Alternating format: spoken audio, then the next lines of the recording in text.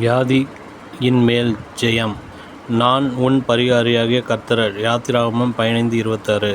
தேவனுடைய பிள்ளைகள் வியாதிகளின் மேல் ஜெயம் கொள்ள வேண்டுமென்று கர்த்தர் பிரியப்படுகிறார். நம்முடைய சரீரம் கர்த்தரால் உருவாக்கப்பட்டது என்பதாலும் சரீரத்தின் நோய்களையும் பலவீனங்களையும் கர்த்தர் சிலுவையிலே சுமந்து தீர்த்துவிட்டபடியினாலும் நாம் வியாதியோடு தத்தளிக்க வேண்டிய அவசியமில்லை.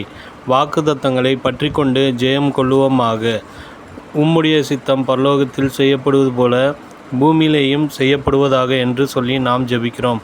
பரலோகத்திலே வியாதியும் நோயும் கிடையாது. இயேசுவானவர் பூமியில் இருந்த நாட்களில் வியாதியின் மேல் ஜெயம் கொண்டவராகவே வாழ்ந்தார். அவருடைய சுவிசேஷ ஊழியம், ஜெப ஊழியம், உபவாச ஊழியம் ஆகியவை வியாதினாலேயோ பலவீனத்தினாலேயோ ஒரு நாளும் தடைபடவில்லை.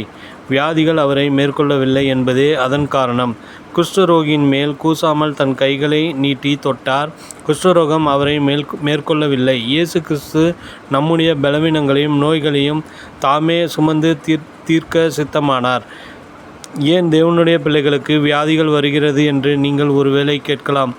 வியாதி வருவதின் முக்கிய காரணம் பாவம்தான்.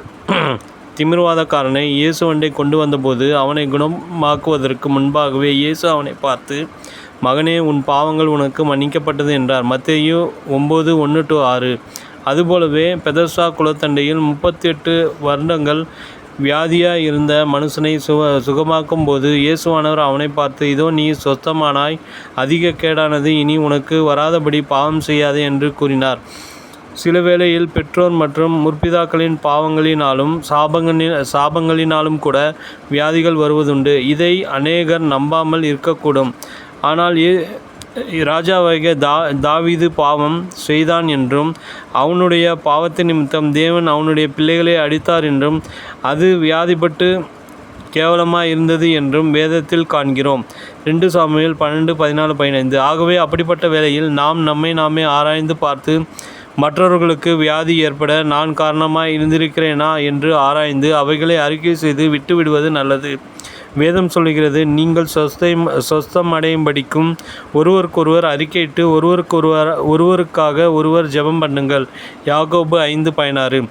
சிலர் பேராசையினாலும் பண ஆசையினாலும் நோய்களுக்கு ஆளாகிறார்கள். எலியாவின் வேலைக்காரனாயிருந்த கேயாசியை பாருங்கள். பணம் சம்பாதிக்கும்படி நாகமானுடைய இரதத்தின் பின்னால் ஓடிப்போய் துணிகரமாய் பொய் சொன்னான். முடிவில் அவனுக்கும் அவனுடைய சந்ததிக்கும் குஷ்டரோகம் வந்தது. பண ஆசை எல்லா தீமைக்கும் வேறாய் இருக்கிறது என்று வேதம் நம்மை எச்சரிக்கவில்லையா? தேவ பிள்ளைகளே, பாவம் உங்களை நெருங்காதபடிக்கு காத்து கொண்டால் வியாதிகள் உங்களை நெருங்குவதில்லை. நினைவிற்கு, அவர்தாமே நம்முடைய பலவீனங்களை ஏற்றுக்கொண்டு நம்முடைய நோய்களை சுமந்து தீர்த்தார். மத்தேயு 8:17.